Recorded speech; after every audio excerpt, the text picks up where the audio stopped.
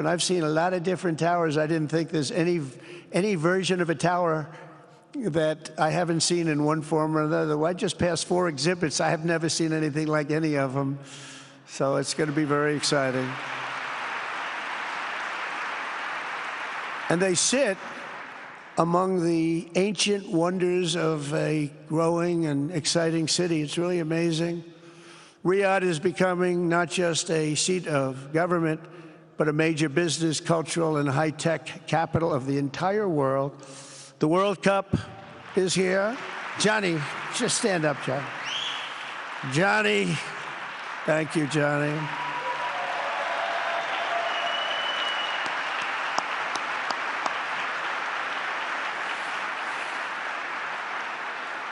Great job, Johnny, great job. But the World Cup and the World Expo will soon be coming here, just like the World Cup is coming to the United States. It's going to be really exciting next year.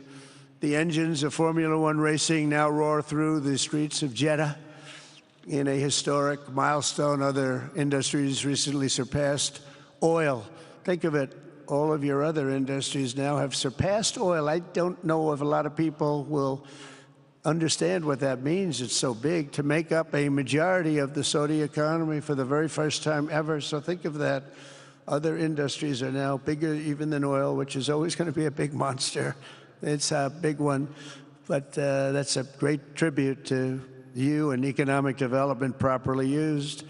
In other cities throughout the peninsula, places like Dubai and Abu Dhabi, Doha, Muscat, the transformations have been unbelievably remarkable. Before our eyes, a new generation of leaders is transcending the ancient conflicts of tired divisions of the past and forging a future where the Middle East is defined by commerce, not chaos, where it exports technology, not terrorism, and where people of different nations, religions, and creeds are building cities together, not bombing each other out of existence. We don't want that.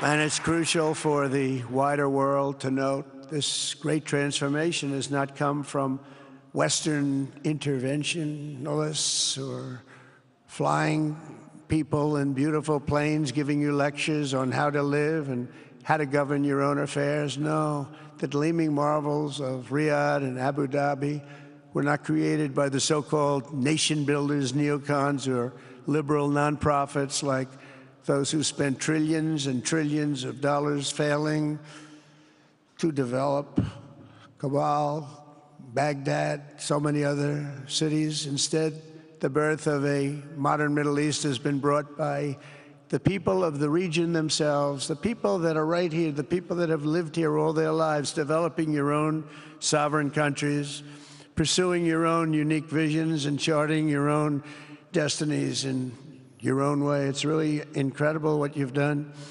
In the end, the so-called nation builders wrecked far more nations than they built, and the interventionists were intervening in complex societies that they did not even understand themselves. They told you how to do it, but they had no idea how to do it themselves.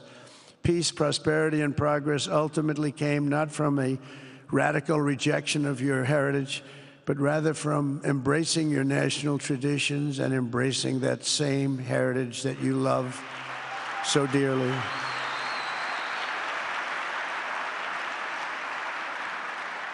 And it's something only you could do. You achieved a modern miracle, the Arabian way.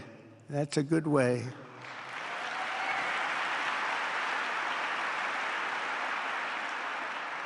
Today, the Gulf nations have shown this entire region a path towards safe and orderly societies with improving quality of life, flourishing economic growth, expanding personal freedoms, and increasing responsibilities on the world stage. After so many decades of conflict, finally it is within our grasp to reach the future that generations before us could only dream about, a land of peace, safety, harmony, opportunity, innovation, and achievement right here in the Middle East. So beautiful. It's such a beautiful thing that's happening. I guess, you know, the people that are here can't even really appreciate it because you see it happening, and it's when you come to a place that you haven't seen in 5 years or 10 years or 20 years that it's even more incredible. When I left office just over 4 years ago, that future seemed almost impossible, what you've done. Together we had obliterated the killers of ISIS. We wiped them out, terminated its founder and leader, al-Baghdadi.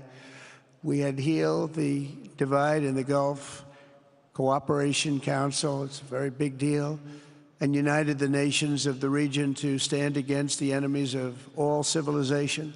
We'd imposed unprecedented sanctions on Iran and starved the regime of resources to fund terror. They were unable to fund anything because they had no money left. They had no money.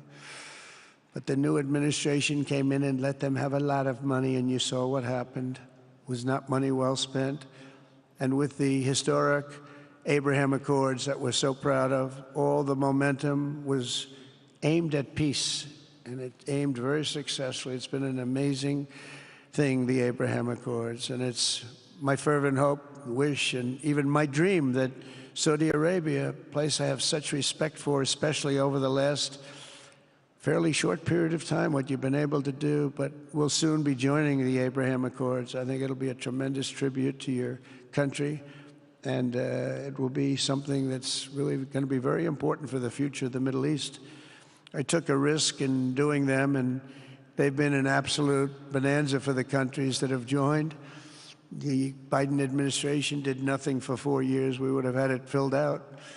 But it will be a special day in the Middle East with the whole world watching when Saudi Arabia joins us, and you'll be greatly honoring me, and you'll be greatly honoring all of those people that have fought so hard for the Middle East, and I really think it's going to be something special, but you'll do it in your own time, and that's what I want, and that's what you want, and that's the way it's going to be. When I left office, the only thing still standing between this region and its unbelievable potential was a small group of rogue actors and violent thugs seeking constantly to drag the Middle East backward and into havoc, mayhem, and indeed into war. Unfortunately, instead of confronting these destructive forces, the last U.S. administration chose to enrich them and empower them and give them billions and billions of dollars. The Biden administration, the worst administration in the history of our country, by the way, spurned our most trusted and longstanding Gulf partners, and I can say partners worldwide, one of our great, great partners, no matter who we look to, and we have great partners in the world, but we have none stronger and nobody like the gentleman that's right before me. He's your greatest representative, greatest representative.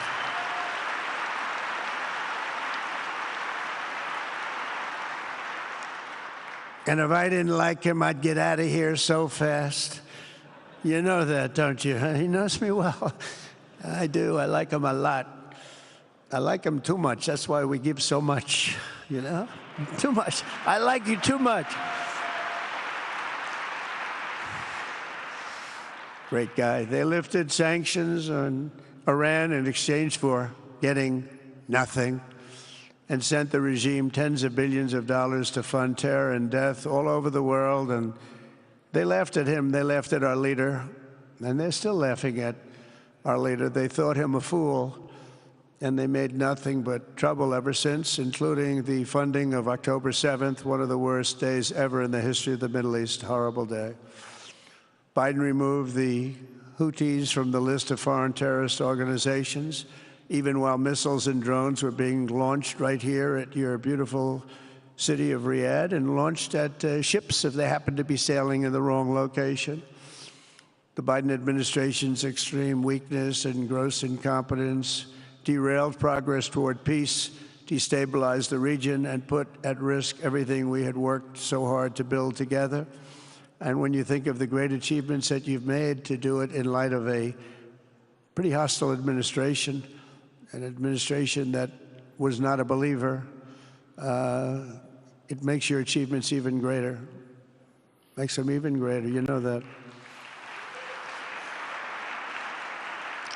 But in a few short months since taking office, we have achieved the swift return of American strength at home and abroad, now working with the vast majority of people in this region who seek stability and calm. Our task is to unify against the few agents of chaos and terror that are left and that are holding hostage the dreams of millions and millions of great people. The biggest and most destructive of these forces is the regime in Iran, which has caused unthinkable suffering in Syria, Lebanon, Gaza, Iraq, Yemen, and beyond. There could be no sharper contrast with the path you have pursued on the Arabian Peninsula than the disaster unfolding right across in the Gulf of Iran. Think of that. They wanted to name it that. I said, they're not going to let them do that. Do you mind if I stop that? I stopped it. We're not going to let that happen.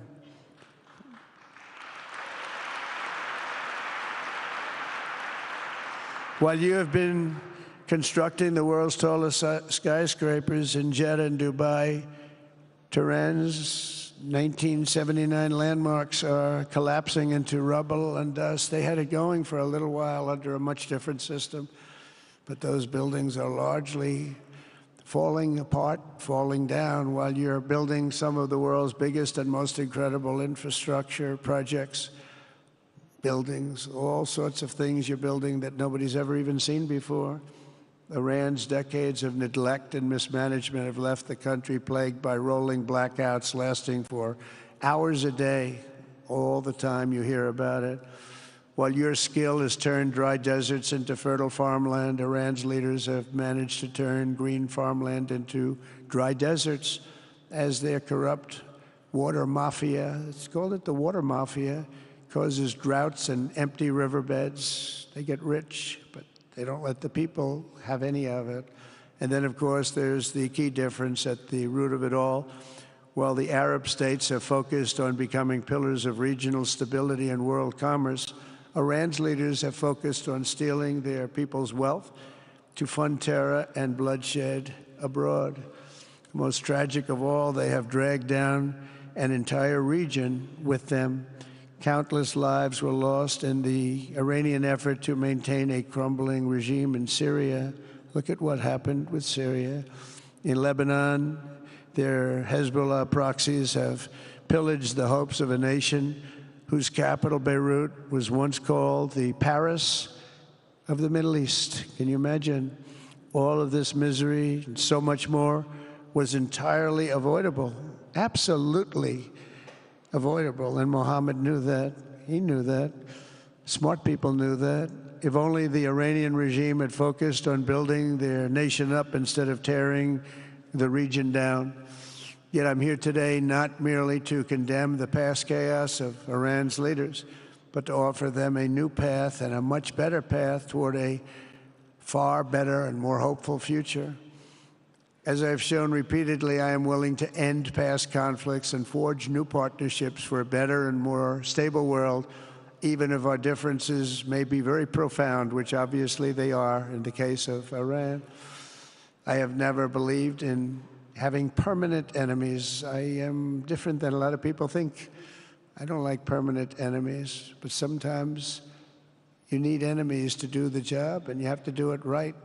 Enemies get you motivated. In fact, some of the closest friends of the United States of America are nations we fought wars against in generations past, and now they're our friends and our allies.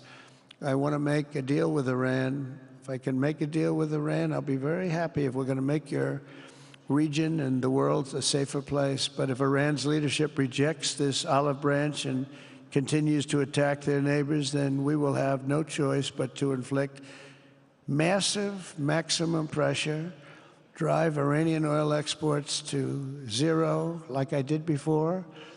If you know that, they were a virtually bankrupt country because of what I did. They had no money for terror. They had no money for Hamas or Hezbollah, and take all action required to stop the regime from ever having a nuclear weapon. Iran will never have a nuclear weapon.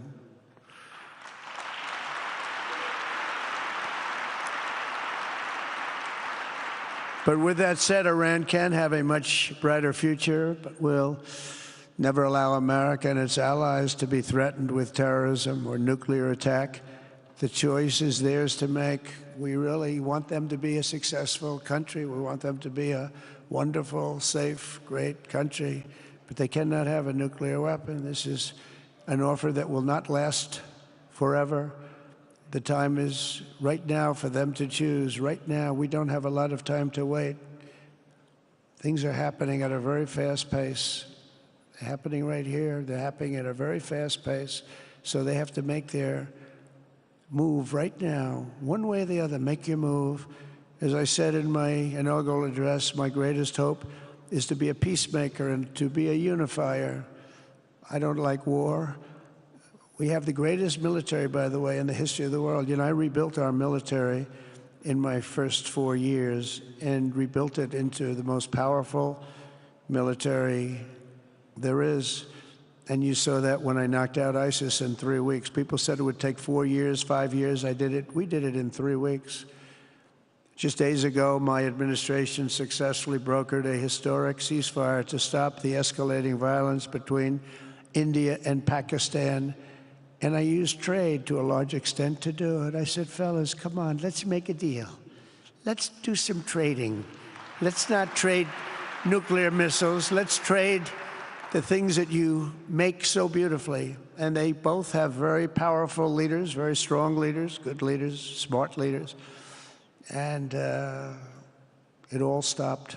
Hopefully it'll remain that way, but it all stopped. I was very proud of Marco Rubio and all of the people that worked so hard. Marco, stand up. What a great job you did on that. Thank you, J.D. Vance, Marco.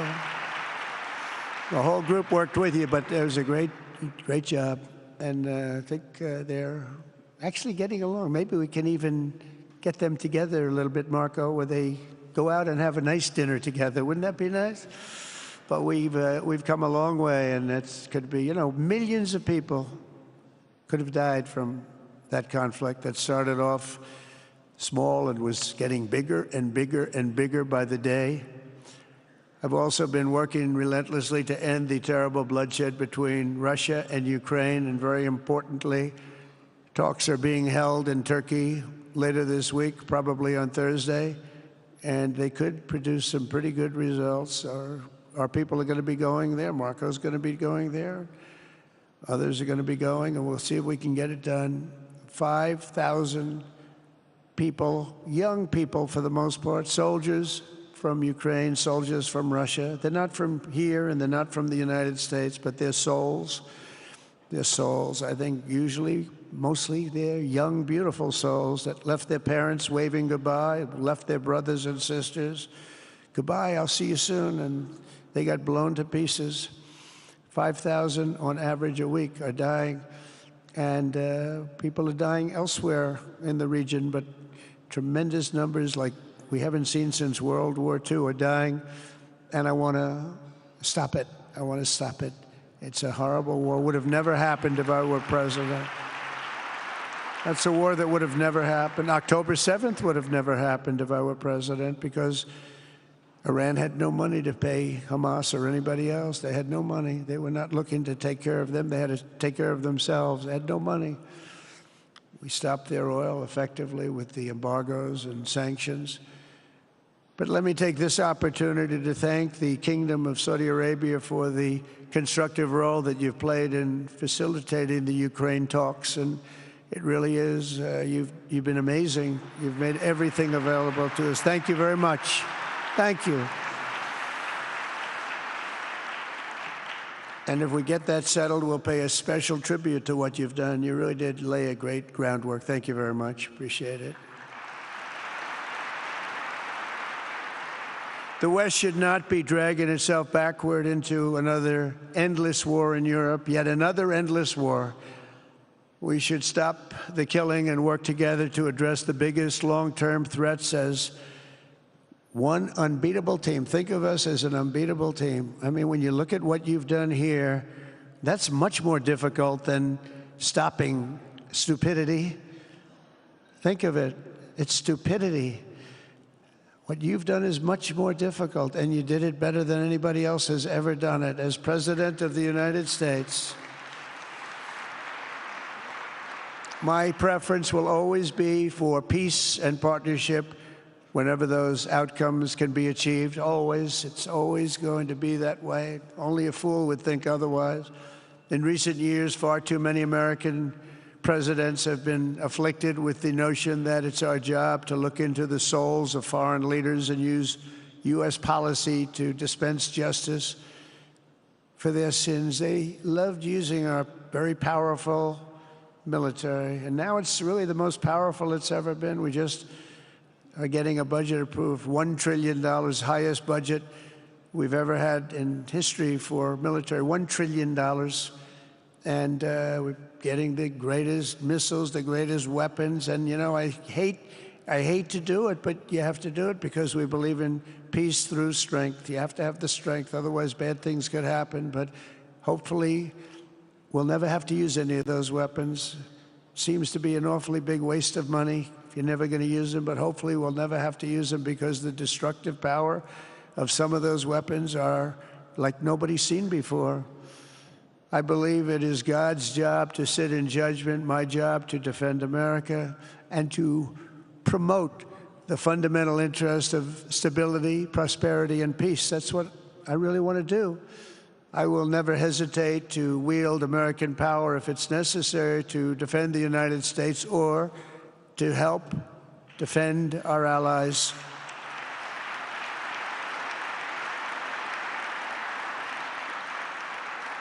And there will be no mercy for any foe who tries to do us or them harm. We will have no mercy. They understand that. That's why I've been pretty lucky. A lot of people think, you know, he's looking to fight. He's looking to fight, and things get settled. It's an amazing thing when they really think you mean it. But we do. We have the greatest military, the strongest military, stronger than any. Nobody's even close. We have the best weapons in the world, but we don't want to use them. If you threaten America or our partners, however, then you'll be faced with overwhelming strength and devastating force. We have things that you don't even know about, you don't hear about, and if you did, you'd say, wow. In recent weeks, following repeated attacks on American ships and freedom of navigation in the Red Sea, the United States military launched more than 1,100 strikes on the Houthis in Yemen. As a result, the Houthis agreed to stop. They said, we don't want this anymore. It's the first time you've heard that from them, too. They're tough. They're fighters. But just days ago, we were asked to cease targeting commercial. They were not going to be targeting commercial ships in any way, shape, or form, or anything American.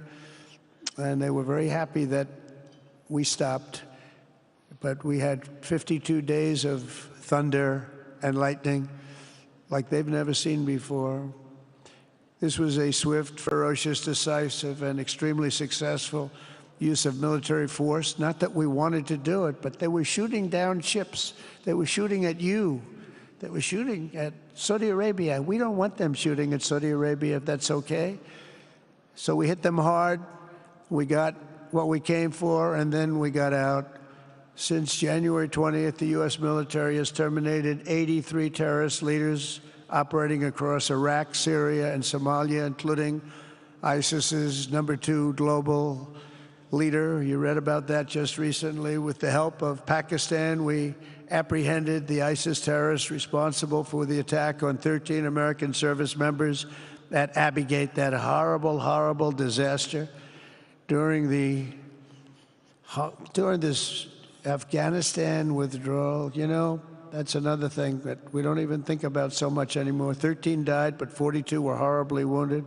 But hundreds of people died overall, because I count the people on the other side. Hundreds of people just grossly incompetent. It's probably why Putin decided to go into Ukraine, something he never would have done if I were president. But we wouldn't have had the problems of October 7th if I were president. We wouldn't have had Ukraine, Russia if I were president.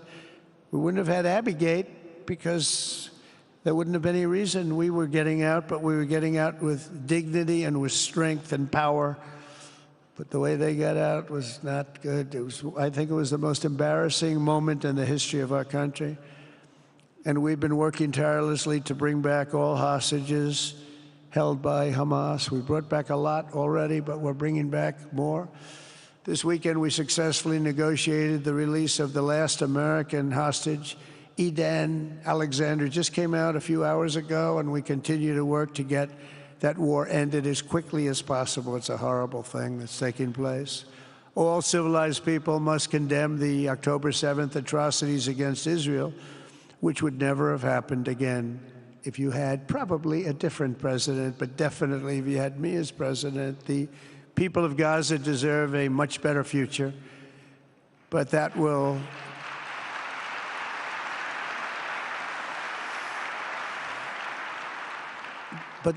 or can not occur as long as their leaders choose to kidnap, torture, and target innocent men, women, and children for political ends. The way those people are treated in Gaza, there's not a place in the world where people are treated so badly. It's horrible. After years of suffering, two of the nations most ravaged by terror are finally beginning to end their long nightmares under the new generation of leaders. In Lebanon, where a friend of mine has just become the ambassador. He's going to be great. I said, you know, that could be a very dangerous job. He said, I was born there. I'm Lebanese. I love that country. I said, but it's very dangerous. You know, this is a friend of mine from New York. I said, but it's very dangerous. Are you sure you want to do it? I never thought of him as being a warrior, but he is a warrior. He loves his country. He said, if I'm injured or die, I'm dying for a country that I love. He grew up there. It's horrible what's happened in Lebanon, but you have a great ambassador, I can tell you that. In Lebanon, which has been endlessly victimized by Hezbollah and their sponsor, Iran, a new president and prime minister have brought the first real chance in decades for a more productive partnership with the United States, and we're going to work with their new ambassador and everybody else, Marco, and we're going to see if we can really help them out and let them get over that very high grid that they're going to have to get over. My administration stands ready to help Lebanon create a future of economic development and peace with its neighbors. They have tremendous people in Lebanon, doctors, lawyers, great professional people. I hear it so many times. Likewise, in Syria, which has seen so much misery and death, there is a new government that will hopefully succeed in stabilizing the country and keeping peace. That's what we want to see in Syria. They've had their share of travesty, war, killing, many years. That's why my administration has already taken the first steps toward restoring normal relations between the United States and Syria for the first time in more than a decade. And I'm very pleased to announce that Secretary Marco Rubio will be meeting with the new Syrian foreign minister in Turkey later this week. And very importantly, after discussing the situation in Syria with the Crown Prince, your Crown Prince,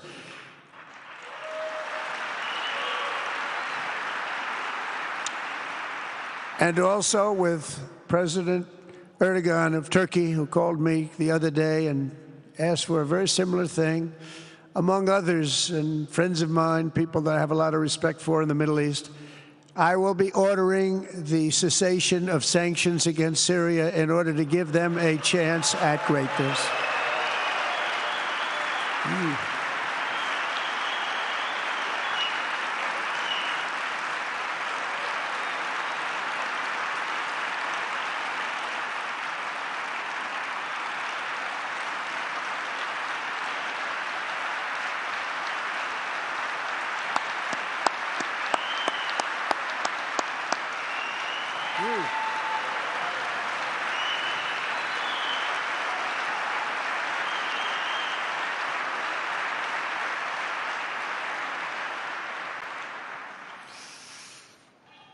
Oh, what I do for the Crown Prince.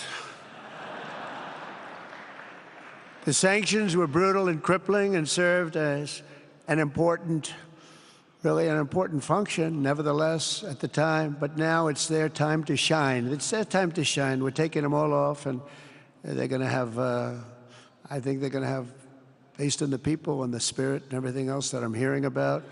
So I say good luck, Syria. Show us something very special like they've done, frankly, in Saudi Arabia, okay? They're going to show us something special. Very good people. Everywhere we can, my administration is pursuing peaceful engagement, offering a strong and steady hand of friendship to all that will take it in good faith. Together, we have made unprecedented strides and tremendous progress, and we're still just at the dawn of the bright new day that awaits for the people of the Middle East, the great, great people of the Middle East. If the responsible nations of this region seize this moment, put aside your differences and focus on the interests that unite you, then all of humanity will soon be amazed at what they will see right here in this geographic center of the world. It really is. It's like a center of the world and the spiritual heart of its greatest faiths.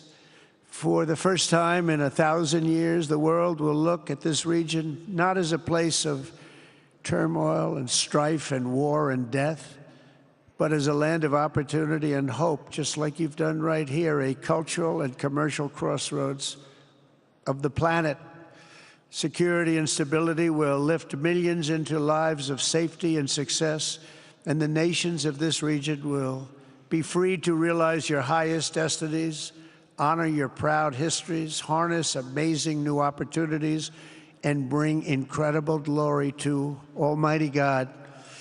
People will come from all over the globe to be inspired by the cities you build, the businesses you create, the technologies you invent, and the beauty, talent, and potential you unleash right in the hearts of your citizens.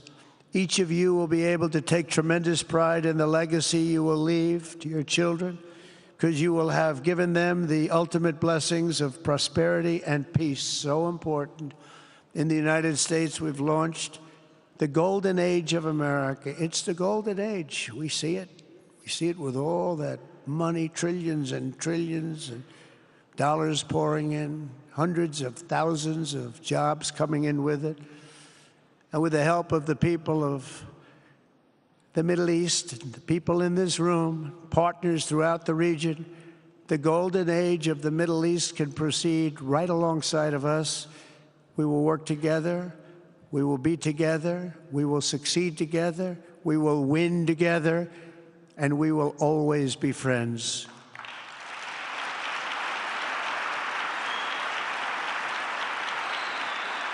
Thank you.